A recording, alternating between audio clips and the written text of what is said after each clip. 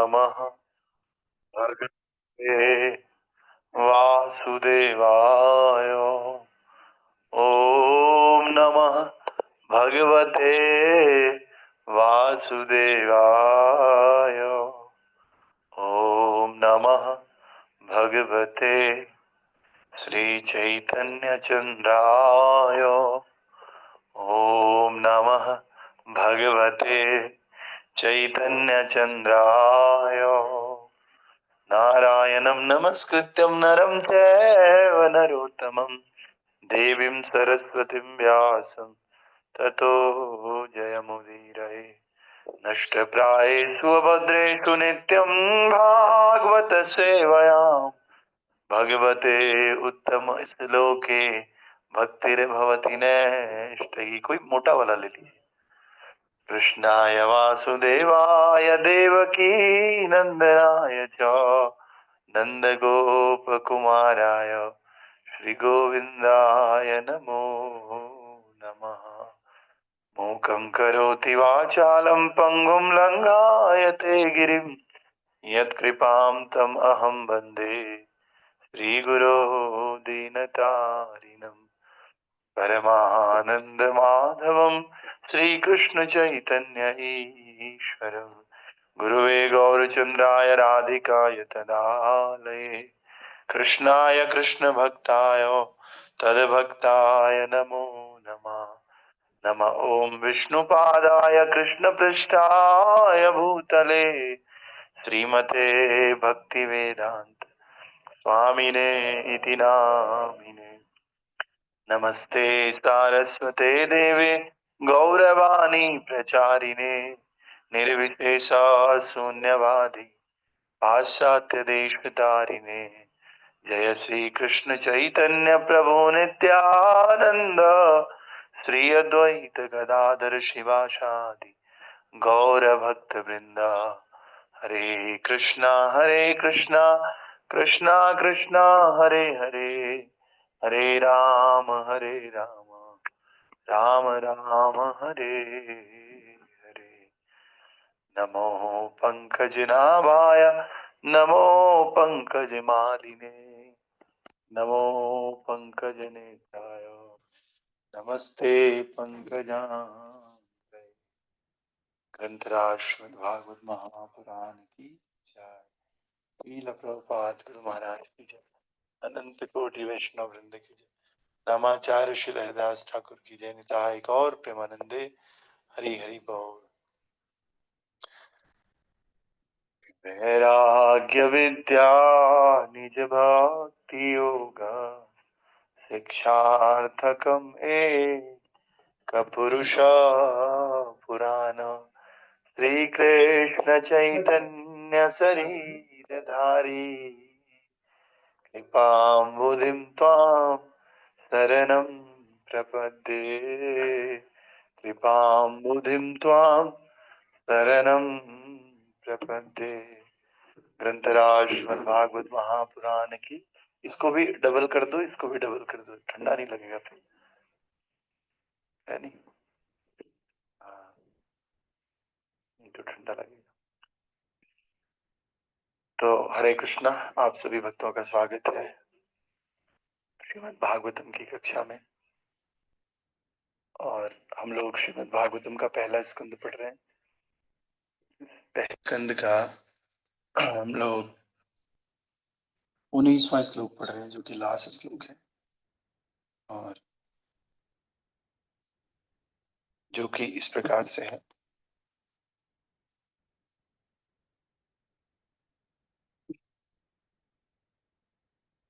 और इसका नाम है श्रील सुखदेव गोस्वामी का प्राकट्य।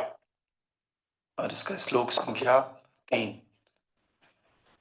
अधैव राज्यं बलमृद्धकोशं प्रकोपिता ब्रह्मकुनानलो मे दहत्वा भद्राश्य पुनरमे भूता पापीयसी धीरद्विजदेवागोभ्य अवैध्यराज्यं बलमृद्धकोशं प्रकोपित ब्रह्मकुलानलो मे दहत्वा भद्राश्य पुनर्न मे भूत पापीयसी धीरद्विज देव गोभ्या अवैद्य राजं बलमृद्धकोशं प्रकोपिता ब्रह्मकुलानलो मे दहत्वभद्रस्य पुनर्न मे भूत् पापीयसी धीरद्विज देव गोप्यम। हरे कृष्ण। हरे कृष्ण प्रभु। तदेव राजं बलमुं विदकोषप्रकोपितवं कुलानलो दयेत भावदशपूर्णयो वन्मेभो पापी यश धीर भुजदेव गोभ्यः। हरे कृष्ण। श्लोक श्लोक बोल। अद्वैत राज्यं बलमेघकोशं प्रकोपित ब्रह्म कुलनो दहेत भद्रस्य पुनः मे भूता पापीयसी धीर ध्वज ध्वज देव गोप्या। हरि बोल। और कोई भक्त? ओके, तो हमने कल देखा था कि समीक ऋषि और उनका बेटा श्रृंगी, समीक ऋषि के गले में डाला गया मरा हुआ सांप, और उसका बदला लेने के लिए उनके बेटे ने क्या किया? परीक्षित महाराज को श्राप दे दिया। परीक्षित महाराज को श्राप देने के बाद उनके पिताजी को जब पता चला तो वो पश्चाताप करने लगे। तो हमने देखा था कि जो भक्त होते हैं पश्चाताप करते हैं, और पश्चाताप करने से क्या होता है? हमारे पापों का नाश होता है। ऐसा नहीं कि अब कर दिया तो कर दिया, क्या सॉरी बोलना है। सॉरी बोलने से, दुख प्रकट करने से क्या होता है? जो भी पाप हमने किया उसका नाश होता है उसी समय। तो इसीलिए कह रहे हैं कि जो सुखदेव गोस्वामी हैं उनका प्राकट्य इस अध्याय में होगा। तो राजा ने ये सब तो कर लिया, हमने ये भी देखा ये सारा भगवान का प्लान था।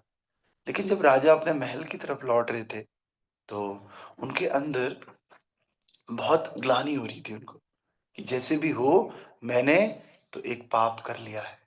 और उनका मन उद्विग्न था। उद्विग्न मतलब होता है बेचैन। उनका मन बहुत बेचैन था। और इधर दूसरी तरफ स्क्रीन होती है ना, एक स्क्रीन में राजा अपने महल की तरफ जा रहा है, दूसरे स्क्रीन में इधर से समीक ऋषि और उनका बेटा श्रृंगी। दूसरी तरफ समीक ऋषि क्या कह रहे हैं कि भाई जो ये अपराध इन्होंने किया इसको मैं कुछ नहीं मानता हूँ, मरा हुआ सर्प मेरे गले गले में डाला कोई बात नहीं, लेकिन मेरे बेटे ने जो इनको श्राप दे दिया है ये ज्यादा बड़ा अपराध है। तो भगवान इस मेरे बेटे को माफ कर देना, क्योंकि ये बुद्धिहीन है और ये अपरिपक्व है, परिपक्व नहीं है ये बच्चा। समझ रहे हैं? तो ये दोनों तरफ अलग अलग बातें चल रही। देखो भक्तों में ऐसे ही होता है। एक भक्त सोचता है नहीं नहीं मैं गलत हूँ, दूसरा भक्त सोचता है नहीं नहीं मैं गलत हूँ आप सही हो। बाहर की दुनिया में इसका उल्टा होता है। बाहर क्या होता है? बोलता है नहीं नहीं तू गलत है, दूसरा बोलता है नहीं तुम गलत हो। समझ रहे? तो this is the basic difference between the society of devotees and the society of non devotees. बहुत बड़ा अंतर है। तो फिर आज का श्लोक क्या है? पहले कल के श्लोक में इन्होंने कहा कि भगवानों की आदेशों की अवहेलना करने से मुझे आशंका है कि निश्चित रूप से निकट भविष्य में मेरे ऊपर कोई संकट आने वाला है। परीक्षित महाराज बोल रहे हैं कि मैंने तो कोई अपराध कर लिया है, मरा हुआ सांप डाल दिया, अब पक्की बात है कि मेरे ऊपर कोई संकट आएगा। भक्त लोग ये भी जानते हैं मैंने गलत किया है तो मेरे ऊपर संकट आएगा। अब मैं बिना किसी झिझक के कामना करता हूं कि वो संकट जल्दी आ जाए, अभी आ जाए। बल्कि क्यों अभी आ जाए? क्योंकि इस प्रकार मैं पाप कर्म से मुक्त हो जाऊंगा और फिर ऐसा अपराध कभी नहीं करूंगा। अभी आएगा तो हमने कल बताया था जितनी जल्दी हमको फल मिलेगा वो उतना इजी होगा भोगना, जितनी देर में मिलेगा वो इंटरेस्ट के साथ मिलेगा, उतना मुश्किल हो जाएगा उसको भोगना। तो इसलिए परीक्षित महाराज जानते हैं इन बातों को, भक्त हैं। तो कह रहे हैं अगर आना है, संकट आना है तो अभी आ जाए, तो अभी मैं उसको भोग जाऊं और भोग करके इस संकटों से फ्री हो जाऊं। लेकिन हम लोग क्या सोचते हैं? हम जानते नहीं है ना इस साइंस को। हम सोचते हैं आज ना आए, कल, अगले साल, अगले साल।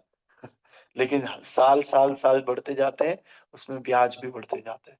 और जब हमें जितनी देर में भोगना पड़ता है उतना ज्यादा कॉम्प्लिकेटेड होकर के वो कर्म का फल हमें लगता है। इसीलिए हमें उसको टाइम पे भोगना चाहिए। तो आज का श्लोक इस प्रकार से है। आज के श्लोक में भगवान कह रहे हैं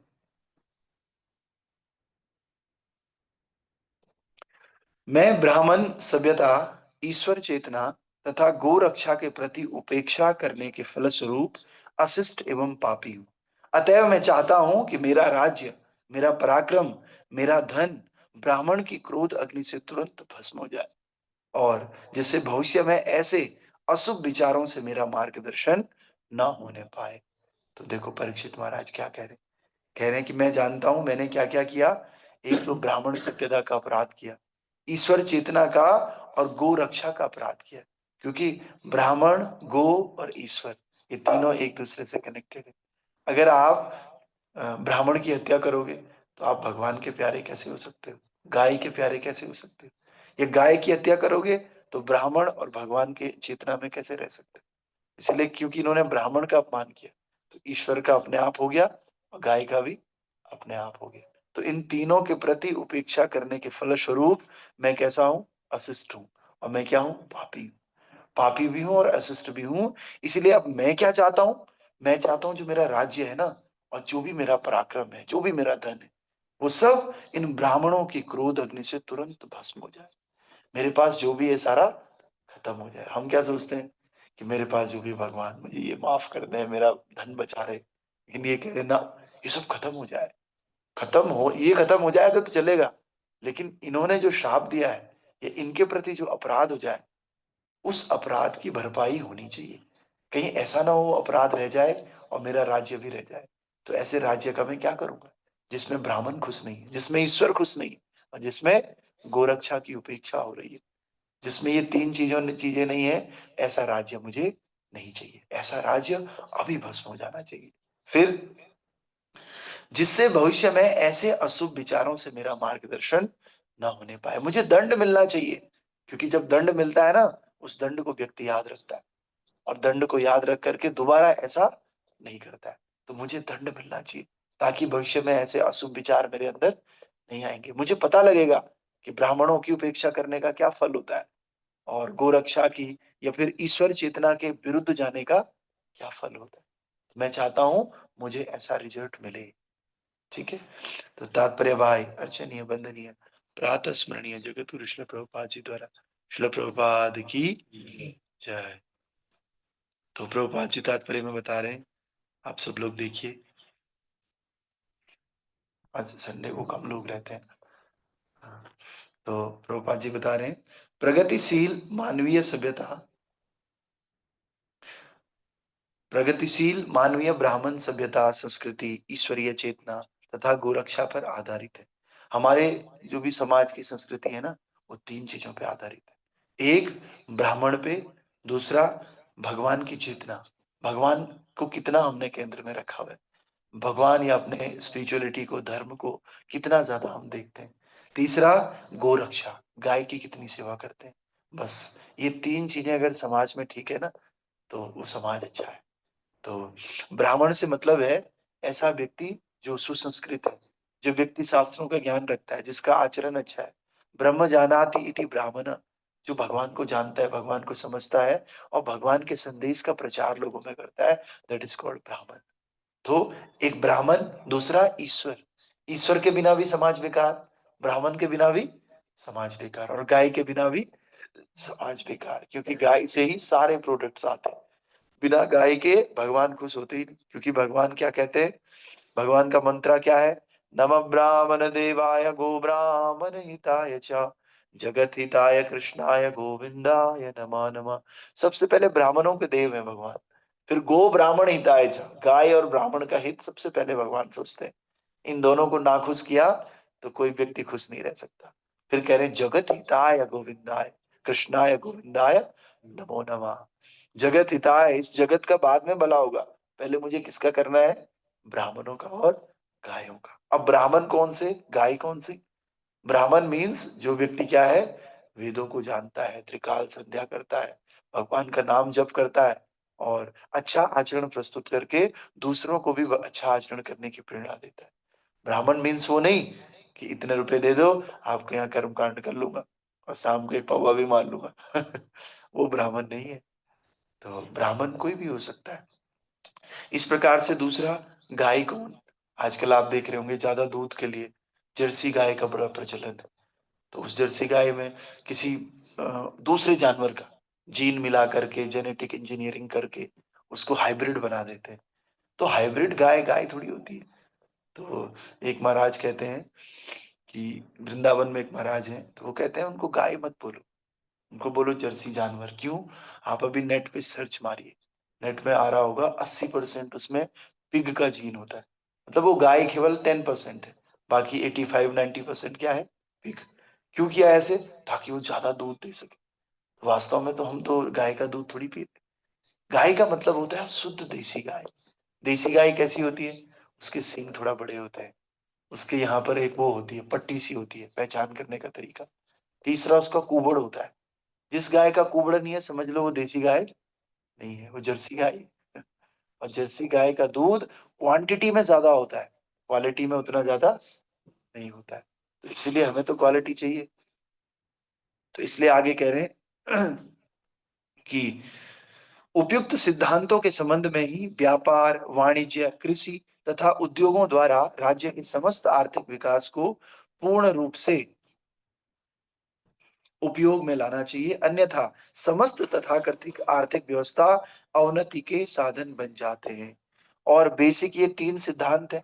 इन 3 सिद्धांतों को पकड़ करके व्यापार करना चाहिए। इन 3 सिद्धांतों को पकड़ करके ही हमें कृषि करनी चाहिए। इन 3 सिद्धांतों को पकड़ करके ही वाणिज्य करना चाहिए।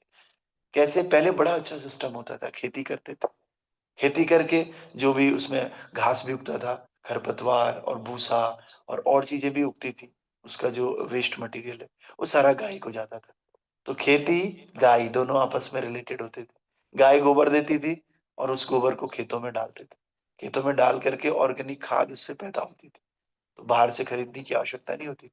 उसका कोई साइड इफेक्ट भी नहीं होता था उस खाद का। लेकिन अभी क्या हो गया? गाय तो पालना है नहीं, पालना भी है तो कौन सी गाय पालनी है? जर्सी गाय पालनी है, उसका इतना महत्व है नहीं। आप देखना कभी, जर्सी गाय का बछड़ा ना लड़खड़ाता है, उतनी ताकत नहीं रहती है उसमें। और देसी गाय का जो बछड़ा है ना, जैसे ही पैदा होगा एकदम खड़ा हो जाता है। मैंने देखा है 1-2 बार। समझ रहे? तो ये उसमें ताकत है। देसी गाय का दूध, कभी आप वृंदावन जाइए और वहां देसी गाय का 1 गिलास दूध पीजिए। A2 दूध बोलते हैं इसको, A2 मिल्क। A2 मिल्क पीजिए, पूरे दिन आपको कुछ नहीं होगा। एक बार एकादशी में वृंदावन गए थे, तो एक बड़ा गिलास दूध का पिया था देसी, पूरे दिन भूख ही नहीं लगी। क्योंकि हम लोगों को तो देसी गाय का दूध पीने की आदत ही नहीं। हम लोग तो जर्सी गाय का दूध पीते हैं और वो उतना गुणवत्ता वाला है नहीं। तो देसी गाय का दूध धीरे धीरे ऐसा समय आ जाएगा, हमारे अंदर पचाने की ताकत भी नहीं रहेगी, क्योंकि हैबिचुअल नहीं होंगे। अभी भी हम लोगों को क्या करना चाहिए? गो ब्राह्मण हिताय च, भगवान का आदेश का पालन करना चाहिए।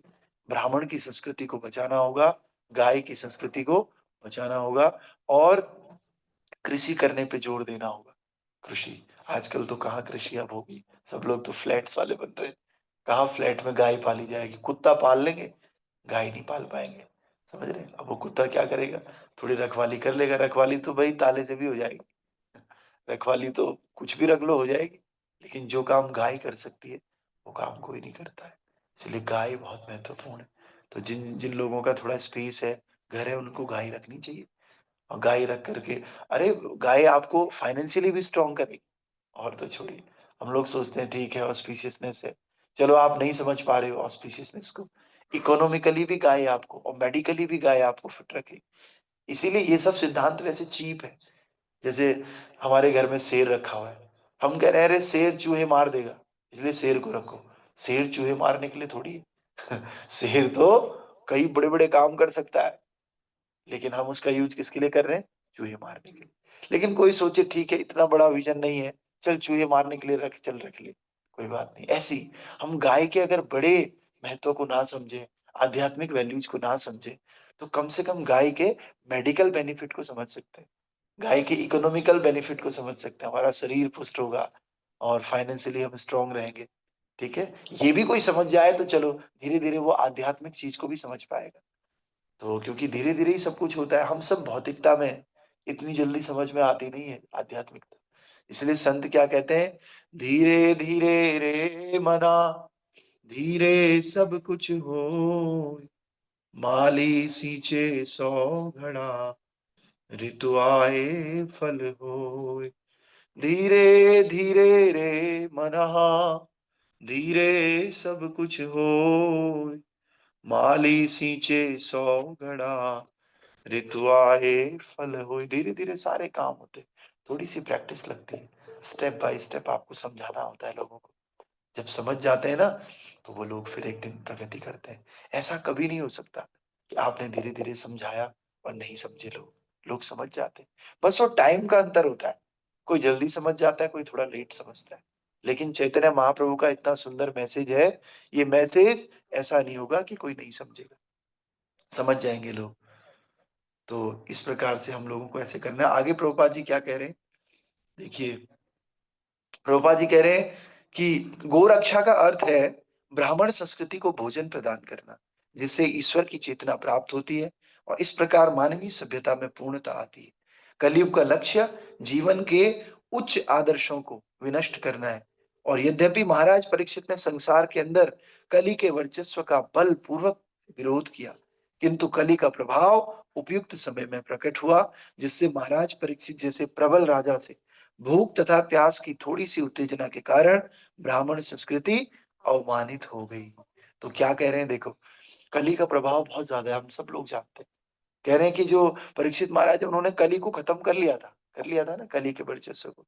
लेकिन कली को आने से कौन रोक पाएगा? कलयुग तो आएगा ही आएगा, सतयुग आएगा, त्रेता आएगा, द्वापर आएगा, तो कलयुग भी आएगा। जब उसका समय होगा वो आएगा। और जिसने कलयुग को मारा परीक्षित महाराज ने, उसी के ऊपर ही पहला अटैक कर दिया कलयुग ने। ये कलयुग की तो ऐसी व्यवस्था है।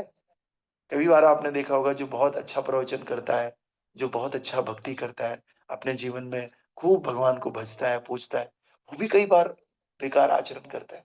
तो ये किसकी किसकी कॉज क्या है इसका? कलयुग। कली के कारण कभी कभी विद्वानों अभिकर्षति, विद्वान भी आकर्षित हो जाता है कली से। और विद्वान व्यक्ति भी कभी गुस्सा करने लगता है, विद्वान व्यक्ति भी कभी टाइम पास करने लग जाता है थोड़ी देर के लिए। लेकिन अंतर क्या है उस व्यक्ति और व्यक्तियों में? वो व्यक्ति जल्दी उससे बाहर निकल जाएगा। दूसरे व्यक्ति जो इतने विद्वान नहीं है, ये भक्ति का आचरण नहीं कर रहे हैं, वो व्यक्ति क्या है, उसमें फंस जाएंगे। लेकिन वो व्यक्ति थोड़ा ऐसा आचरण करेगा, लेकिन उसके बहुत जल्दी उसको रियलाइज हो जाएगा कि नहीं, ये तो गलत हो रहा है, ये तो मैं टाइम पास कर रहा हूँ। इसलिए भगवान क्या कहते हैं, वो कौन सा श्लोक है कि बड़े बड़े भय से भी रक्षा हो जाएगी? किसी को अगर याद है तो देख लेना। भगवान कहते हैं, हाँ, स्वल्पम अपयश्य धर्मस्य त्रायते महतो भयात्। इसीलिए भक्ति की थोड़ी सी भी अगर प्रैक्टिस करोगे ना, ये थोड़ी सी प्रैक्टिस भी हमें बड़े से बड़े भय से रक्षा करती है। कैसे रक्षा करती है? जैसे हमने खूब भक्ति प्रैक्टिस किया, लेकिन अभी हमारे इंद्रियां शुद्ध हुई नहीं है, लेकिन हम गलत काम करने की इच्छा अभी भी मन में है। लेकिन वो गलत काम करते करते आपको ऐसे हो जाएगा, नहीं यार ये तो गलत है, मुझे तो नहीं, ये तो नहीं करना है। आप जल्दी उससे बोर हो जाओगे। लेकिन ये मैसेज नहीं है, तो आप उसमें और फंसते चले जाओगे। अगर भक्ति की आपने प्रैक्टिस नहीं की, तो आप उसमें फंसते चले जाओगे और आपको वापस आने का कोई रास्ता नहीं मिलेगा। एक भक्त भी फंस सकता है, लेकिन वो भक्त बहुत जल्दी उससे वापस आ जाएगा। क्यों? क्योंकि उसने कभी ना कभी श्रवण किया है, कभी ना कभी शास्त्रों की महिमा पढ़ी है, कभी ना कभी भक्तों के बीच रहा है। तो वो भक्तों के बीच रहा हुआ उसका समय बड़े से बड़े भय से उसका रक्षा कर देता है। तो शुचीनाम श्रीमताम गेहे योग नष्टो भी जायते। मान लिया अगर उसने पूरी जिंदगी भक्ति कर दी, फिर भी बेचारे का भक्ति पूरा नहीं हुआ, फिर क्या होगा? शुचीनाम श्रीमताम गेहे योग भ्रष्टो भी जायते। अरे उसको किसी धनी परिवार में जन्म मिल जाएगा, उसको किसी ब्राह्मण, किसी वैष्णव के यहाँ जन्म मिल जाएगा, और भक्ति करने के उसके चांसेस और ज्यादा बढ़ जाएंगे। लेकिन जिसने भक्ति नहीं करी, उसके चांसेस और ज्यादा कम होते चले जाएंगे। ये बड़ा अंतर है इसमें। तो इसलिए हमको जैसे तैसे भी, नहीं भी हो रहा है कोई बात नहीं, भक्ति को नहीं छोड़ना है। किसको नहीं छोड़ना है? भक्ति को। चाहे हम लंगड़ा लंगड़ा के चले, चाहे हम घसीटते घसीटते चले। एक मैसेज बहुत पहले मैंने देखा था, उसमें कह रहे थे कि अगर आप उड़ सकते हो तो उड़ो, फ्लाई करो। फ्लाई नहीं कर सकते हो तो आप कार से जाओ, कार से नहीं जा सकते हो तो बाइक से जाओ, बाइक से नहीं जा सकते हो तो आप चल के जाओ, दौड़ो, दौड़ नहीं सकते हो तो आराम आराम से जाओ। और मान लिया हाथ पैर दोनों ही खत्म हो गए, नहीं चल पा रहे हो, तो रेंग के जाओ, पर क्या करो? चलो, नेवर स्टॉप। जैसे आपने स्टॉप हो गया ना, आप रुक गए, आपकी प्रगति रुक जाती है। इसलिए हमें भक्ति में हो, चाहे आध्यात्मिकता में हो, चाहे मटेरियल वर्क्स में हमें कभी रुकना नहीं चाहिए, हमें चलते रहना चाहिए। चलो चलो चलो, ऐसे नहीं अरे यार अब तो ये हो गया सो जाते, अरे यार लेट हो गई क्लास में, अब तो 10 मिनट लेट हो गई, अब तो मंगला आरती हो गई प्रभु जी, अब तो छोड़ो लेट हो गई ना। आप अगर 9 बजे नहीं पहुंच पाए, 9:30, साढ़े नहीं पहुंच पाए, 10, ऐसे भी करके चाहे मुझे लेट ही जाना पड़े लेकिन मैं जाऊंगा। तो आप सब लोगों को कभी कभी मंदिर भी जाना चाहिए, मंदिर में जाकर के भक्तों का संग लेना चाहिए, नए पुराने लोग सबको। तो मंदिर में जाकर के एक अलग चेतना का प्रभाव होता है।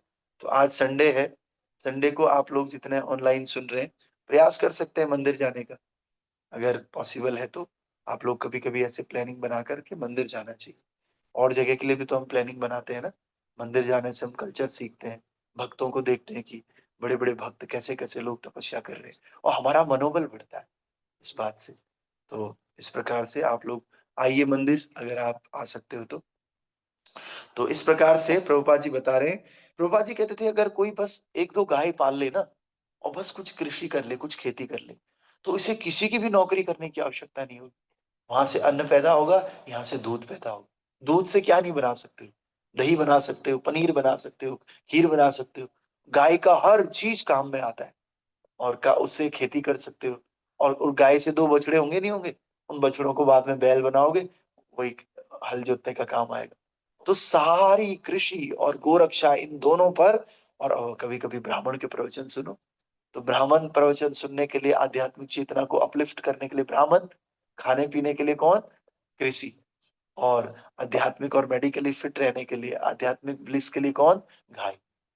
तो गाय, गोरक्षा, कृषि, और तीसरा ब्राह्मण, इनकी सभ्यता अगर हो ना, बस झगड़े अपने आप ही खत्म हो जाएंगे। कल मैं किसी को सुन रहा था, वो कह रहे हैं कि भगवत गीता हर जगह, भगवान चैतन्य महाप्रभु ने देखा, अभी आज गौर पूर्णिमा आने वाली है, 14 तारीख को चैतन्य महाप्रभु का प्राकट्य है। तो चैतन्य महाप्रभु कौन है, भगवान के भक्त है ना।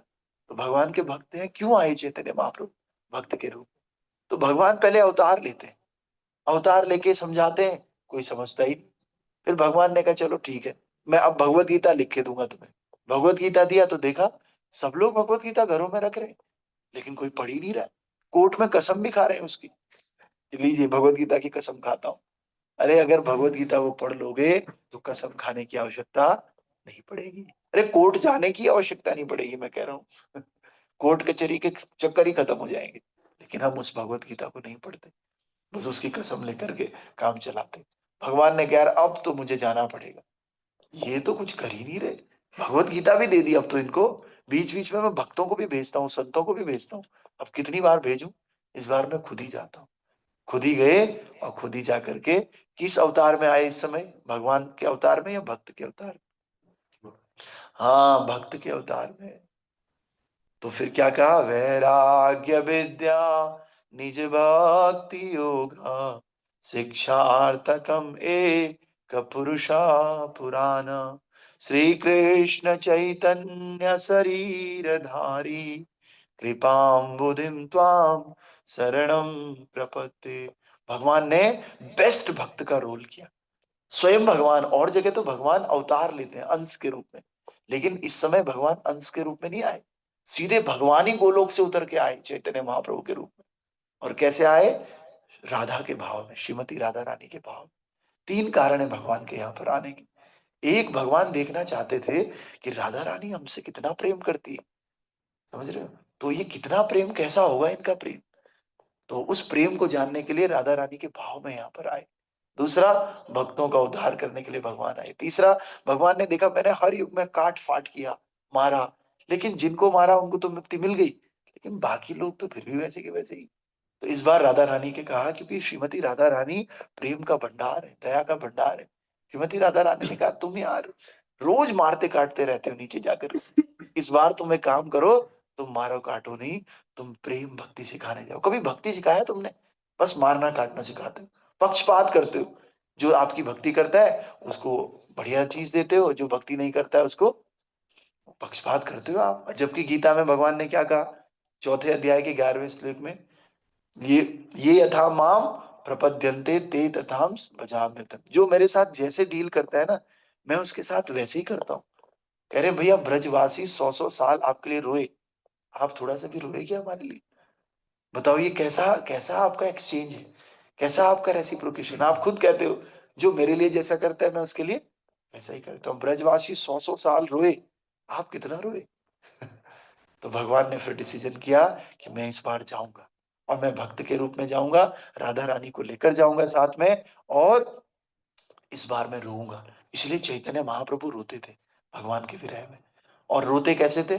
हम लोग रोते हैं तो थोड़ा पास से देखना पड़ता है, अच्छा आंसू आ रहे क्या तेरे को? हाँ फिर पता लगता, अच्छा ना ना जुकाम लगा हो तो थोड़ा समझ रहे। लेकिन चैतन्य महाप्रभु जब रोते थे तो पिचकारियां निकलती थी, सामने वाला गीला हो जाता। हम कितनी देर तक रोते हैं? 1 घंटा, आधा घंटा, 1.5 घंटा। वो भी आंसू सूख जाते हैं बीच बीच में क्योंकि ह्यूमन फॉर्म है ना, मनुष्य देह है, कितना रोएगा, कितना पानी निकलेगा। लेकिन चैतन्य महाप्रभु साक्षात भगवान श्री कृष्ण है। और कृष्ण जब रोए तो कैसे रोए? 3-3 दिन तक। गंभीरा में तो 1-1 हफ्ते तक चैतन्य महाप्रभु रोते रहते थे। क्यों रो रहे हैं? एक कर्ज को मिटाने के लिए, ब्रजवासियों का कर्ज, क्योंकि ब्रजवासी विरह में सालों साल रोते रहे भगवान की। और राधा रानी ने कहा इस बार मैं आपके अंदर आऊंगी, चैतन्य महाप्रभु के। क्योंकि जब तुम किसी को मारोगे ना, बार बार सुदर्शन चक्र निकाल देते हो, और जब राम जी के अवतार में थे तो बार बार धनुष निकालते। तो इस बार मैं आपके अंदर आऊंगी, और अंदर आकर के मैं आपको किसी को मारने नहीं दूंगी। केवल एक अवतार है जिस अवतार ने किसी का मर्डर नहीं किया। उस अवतार का नाम क्या है? आजानुलंबित भुजो कनकावदातो संकीर्तने कपितरो कमलायताक्षो विश्वम्भरो द्विजबरो युग धर्म पारो वंदे जगत प्रिय करो करुणावतारो। आजानुलंबित, जिनकी बड़ी बड़ी भुजाएं हैं, और जिन्होंने संकीर्तन का प्रचार किया, मारने काटने का प्रचार नहीं किया।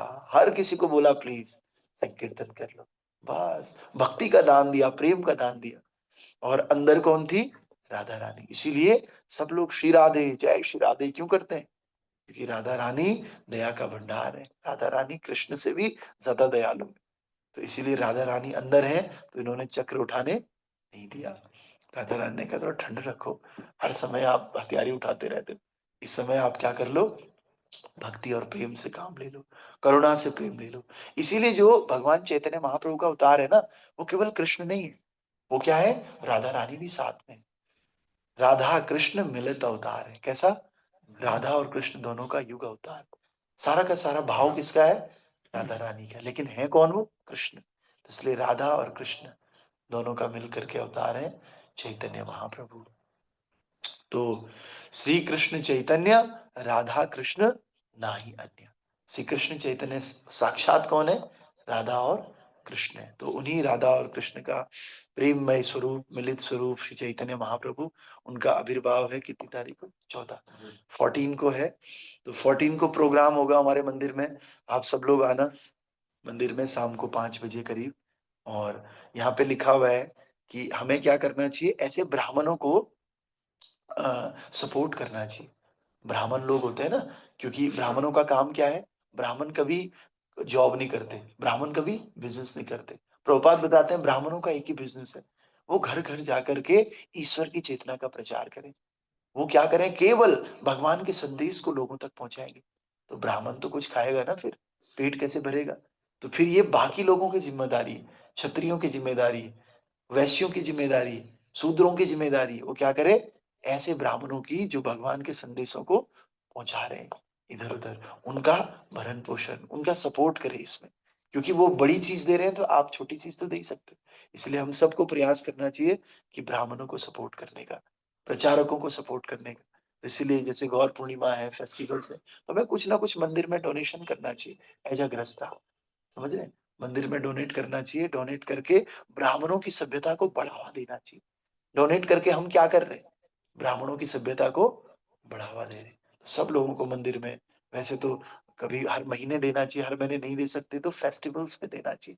क्योंकि फेस्टिवल्स जो है हमारे उत्थान के लिए होते हैं। भगवान का जन्म होता है क्या कभी? कभी भी नहीं होता है। भगवान तो अनादि है, अजन्मा है। लेकिन भगवान फिर भी क्या करते हैं? ऐसे जन्म के अपने फेस्टिवल्स क्रिएट करते हैं ताकि हम लोगों को फायदा हो सके, ईश्वर चेतना का विकास हो सके, ब्राह्मणिकल सभ्यता का विकास हो सके। तो ऐसी विकास की सभ्यता में हमें निमित्त बनना चाहिए।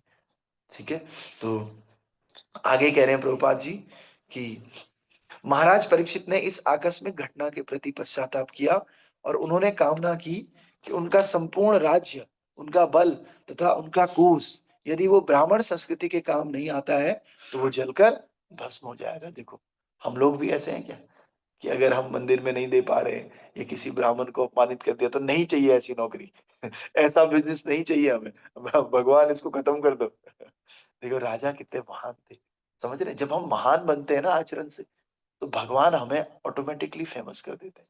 हमें फिर कुछ करने की आवश्यकता नहीं होती। हमारे पास थोड़ा बहुत है, उसी के लिए हम बोलते हैं ना, मैं नहीं दूंगा। समझ रहे हैं? तो इसीलिए जहां कहीं भी संपत्ति तथा शक्ति का सदुपयोग ब्राह्मण संस्कृति, ईश्वर चेतना तथा गोरक्षा के उत्थान के लिए नहीं होता, वो राज्य या वो घर निश्चित रूप से विनष्ट हो जाता है। अब विनष्ट होने का मतलब ऐसे नहीं वहां आग लगेगी। समझ रहे हो? विनष्ट होने के कई मीनिंग्स, कई मतलब है।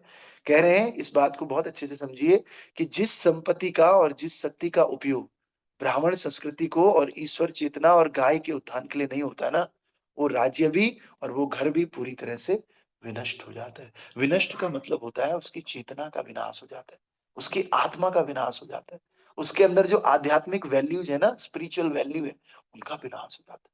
उनका विनाश होने से क्या होगा? व्यक्ति का उद्धार नहीं होगा, उद्धार नहीं होगा, व्यक्ति इसी संसार में फंसा रहेगा। विनाश इससे बड़ा और क्या है? सबसे बड़ा विनाश तो यही है कि रोज माँ के घर में आओ, फिर पैदा हो जाओ, फिर मर जाओ, फिर दोबारा पैदा हो, फिर मर जाओ, फिर संसार में बुढ़ापा झेलो, कष्ट झेलो। ये सबसे बड़ा विनाश है। और ये विनाश कब होता है? जब हम अपनी शक्ति को, अपनी संपत्ति को किसमें उपयोग नहीं करते हैं? ब्राह्मण की संस्कृति में, गोरक्षा में और ईश्वर के मैसेज को पास करने में नहीं करते। तो ऐसा होता है। ठीक है, फिर क्या कह रहे हैं? यदि हम विश्व में शांति तथा संपन्नता चाहते हैं तो हमें इस श्लोक से शिक्षा ग्रहण करनी चाहिए। प्रत्येक राज्य तथा प्रत्येक घर को आत्मशुद्धि के लिए ब्राह्मण संस्कृति को, आत्म साक्षात्कार के लिए ईश्वरीय चेतना को तथा पूरी सभ्यता को चालू रखने के लिए पर्याप्त दूध तथा उत्तम भोज प्राप्त करने के लिए गोरक्षा करने का प्रयास करना चाहिए। जिन लोगों के बड़े घर हैं, आधे बीघे में, 250 गज में, 300-400 गज में, उन लोगों के लिए विशेष रूप से ये क्या करना चाहिए? प्रभुपाद जी कह रहे हैं कि आप लोगों को ये जो सभ्यता है ना, इस सभ्यता को आगे बढ़ाने रखने के लिए और पर्याप्त दूध और उत्तम भोजन के लिए आपको गोरक्षा का प्रयास करना चाहिए। गोरक्षा मीन्स गाय को पालने का प्रयास करना चाहिए आपको। तो पॉसिबल तो है नहीं ज्यादा लोगों के लिए, लेकिन जिस भी व्यक्ति के लिए पॉसिबल हो उसको गाय पालनी चाहिए। कोशिश करना चाहिए देसी गाय, सुंदर, कम दूध दे लेकिन क्वालिटी वाला दूध दे। और उसका जो गौमूत्र है और उसका जो गोबर है, सब प्रोडक्ट को यूज करें समाज के लिए। तो आप लोग देखिए, आप में से अगर कोई लोग ऐसे हैं तो वो लोग कर सकते हैं, गाय पाल सकते हैं तो ज्यादा अच्छा है, फिर समाज का विकास हो जाएगा। है कि नहीं? नहीं पाल सकते हैं तो कम से कम कोशिश करें A2 दूध लाने का। कम से कम कोशिश करें कहीं देसी गाय हो उसका दूध खरीदने का। रोज नहीं खरीद सकते, कम से कम A2 घी ले लो घर में, भगवान को भोग लगाया और खुद भी उस A2 घी का यूज करोगे तो शरीर भी स्वस्थ रहेगा, चेतना भी ठीक रहेगी। है नहीं? ऐसा कुछ करने का प्रयास कीजिए। और गो गाय के प्रोडक्ट्स को ज्यादा हमें वैल्यू देनी चाहिए। तो कुछ भी हम दवाई लेते हैं, कुछ भी करते हैं, देखना चाहिए कि गाय का अगर कुछ मिल जाए, गौर मिल जाए, उसको ज्यादा वैल्यू करना चाहिए। ठीक है, और अपने टाइम को, सबसे बड़ा है टाइम, टाइम को ज्यादा यूज करना चाहिए ब्राह्मणों की सभ्यता में लगाने के लिए। हमारे पास 24 घंटे होते हैं, 24 घंटे में से ज्यादा टाइम हमें भक्तों की सेवा में यूज करना चाहिए। भक्तों की, ब्राह्मणों की, उनकी कथा सुनने में यूज करना चाहिए, उनकी सेवा करने में यूज करना चाहिए। तब जाकर के ये जीवन थोड़ा बहुत सफलता की ओर बढ़ेगा, वरना ये विनाश की ओर बढ़ेगा। और विनाश में ये नहीं कह रहा हूं कि घर में आग लग जाएगी। विनाश क्या है? कि आपकी आत्मा का, आध्यात्मिक चेतना का, भक्ति का और इस संसार में बार बार जन्म लेने का चक्कर चालू रहेगा। और इसको विनाश ही बोलते हैं वास्तव में। ठीक है, भक्ति का विनाश हो जाना, बुद्धि का विनाश हो जाना, ये विनाश ही है। ठीक है, ग्रंथराज श्रीमद् भागवत महापुराण की, शील प्रभुपाद गुरु महाराज की, अनंत कोटि वैष्णव वृंद की, नामाचार्य श्री हरिदास ठाकुर की, हिताय गौर प्रेमानंदे। तो संडे को लोग सो जाते हैं ज्यादा देर तक। वैसे 26, 27, 28, 30 लोग रहते हैं क्लास में, संडे को 20, 22, 18 हो जाते हैं। अभी भी वो मेंटलिटी है ना, संडे है आज थोड़ा आराम से सो जाते हैं, थोड़ी देर और सो जाते हैं। अच्छा 4 तो यही के हो गए, इसका मतलब 18 और 4 22। हाँ, हाँ, कम लोग 4-5 लोग एब्सेंट हैं। ऑफलाइन भी आ गई ना संडे को, 4 लोग तो यही कम हो गए। ठीक है, तो आप सभी भक्तों का स्वागत। गौर पूर्णिमा है, गौर पूर्णिमा में आप सब लोग इनवाइटेड हैं। जो लोग दिल्ली में हैं या बाहर हैं बॉम्बे वगैरह में, तो वो लोग अपने जहाँ भी आपका नजदीकी इस्कॉन मंदिर होगा, गौर पूर्णिमा के दिन अवश्य रूप से भगवान के दर्शन करने जाना। अभिषेक होगा, फूलों की होली होगी वहां पर, चैतन्य महाप्रभु की कथा होगी। चैतन्य महाप्रभु क्यों इस धरती पर आए और कैसे आए, ये कथा सुनने से भी बहुत लाभ प्राप्त होता है। तो आप सब लोगों से रिक्वेस्ट है, जहां भी आप हैं, जिस भी शहर में, ज्यादातर लोग तो दिल्ली में हैं, तो दिल्ली वाले लोग, दिल्ली में बहुत सारे इस्कॉन मंदिर हैं, जो भी मंदिर आपके पास पड़ रहा है वहां जाओ 14 तारीख को शाम को, और भगवान का अभिषेक देखो, भगवान का जो है कथा सुनो। सेवा कुछ मिले मंदिर में तो सेवा कर लीजिए, और सेवा करने के बाद धीरे धीरे प्रसाद लेकर के अपने घर वापस आओ। ठीक है, और साथ ही साथ व्रत भी उस दिन होता है, तो 14 तारीख को आप लोगों को व्रत रखना है। जैसे जन्माष्टमी है वैसे ही चैतन्य महाप्रभु है, तो जन्माष्टमी में हम व्रत रखते हैं ना, बस जन्माष्टमी का व्रत शाम तक चलता है, 12 बजे तक रात को। लेकिन ये व्रत आपको रात को 7-8 बजे तक चलेगा अभिषेकम के बाद, क्योंकि चैतन्य महाप्रभु का जन्म गोधूली वेला में हुआ था, शाम को। इसलिए गौर आरती होती है ना, संध्या आरती बोलते हैं, संध्या के समय हुआ था।